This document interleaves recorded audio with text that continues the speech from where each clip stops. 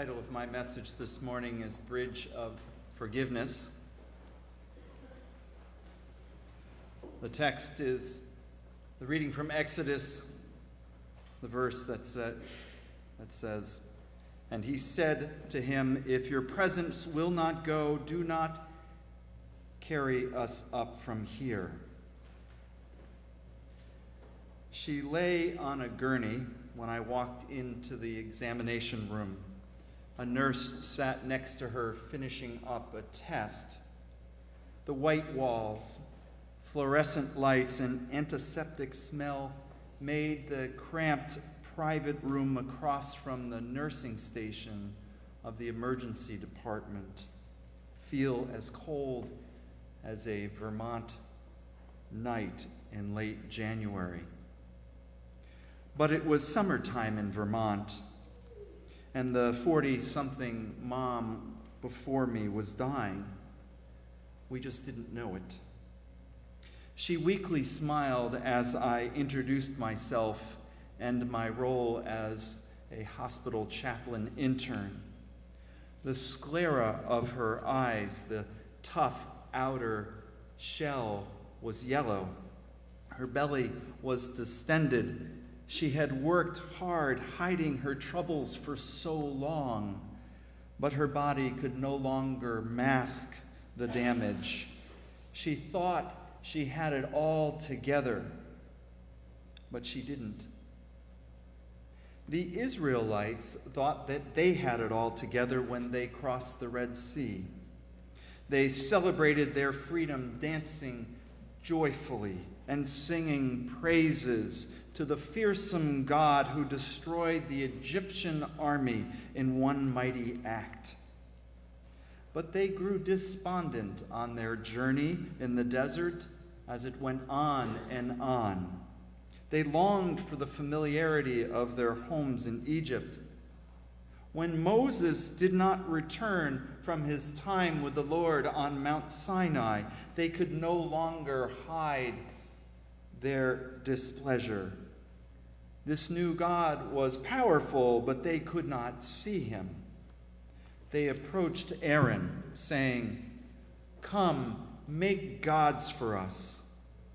From the gold they gathered, they crafted the golden calf, a god they could see. The people worshipped the calf, dancing around it and praising the calf. Eventually, they were running wild throughout the camp, worshiping a false idol, a sin of the highest magnitude.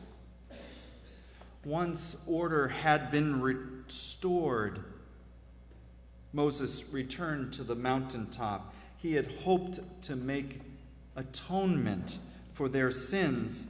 He hoped he could appease God's anger. Moses hoped he could make a bridge of forgiveness.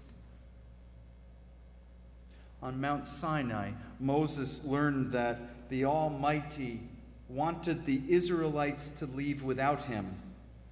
Moses interceded. He boldly told the King of Kings, "If your presence will not go, do not carry us up from here."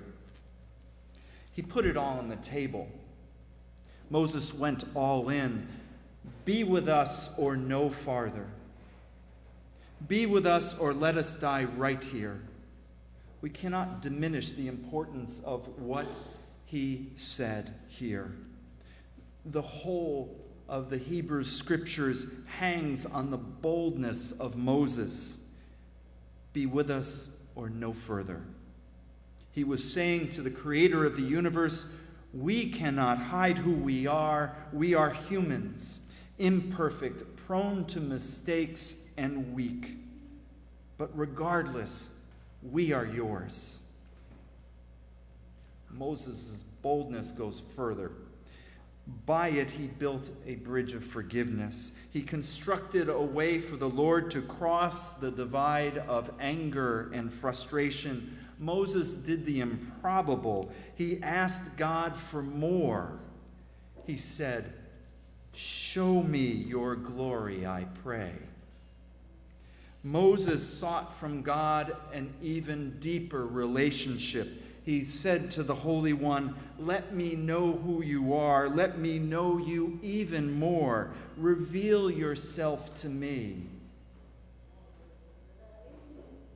In the final weeks of her life, the sick woman I met in the ER acted like Moses.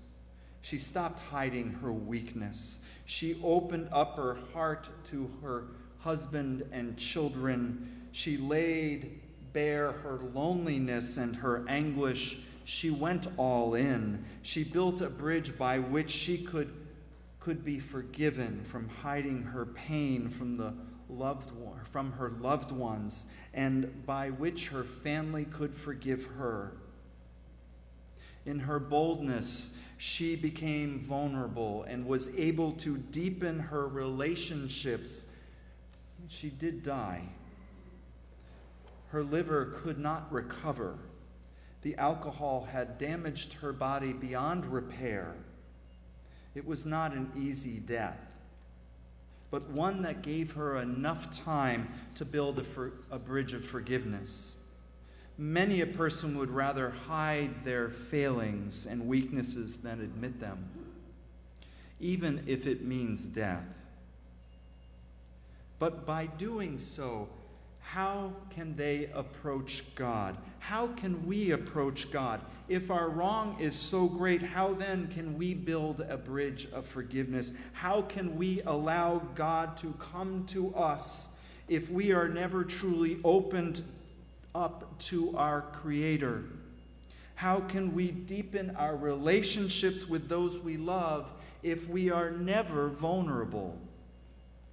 On Mount Sinai, Moses showed us how to build a bridge. We must be bold.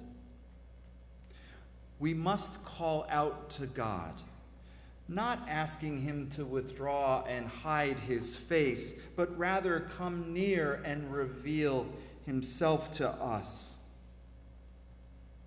Know that our failings and our wrongs are not so with the Lord.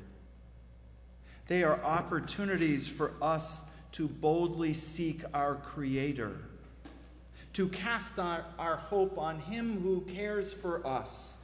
It has always been so. From the days of Moses until today, when we boldly open ourselves to God, when we build a bridge of forgiveness, our Lord will stride across it with open arms, bringing us into a deeper relationship and giving us the courage to do the same with those around us.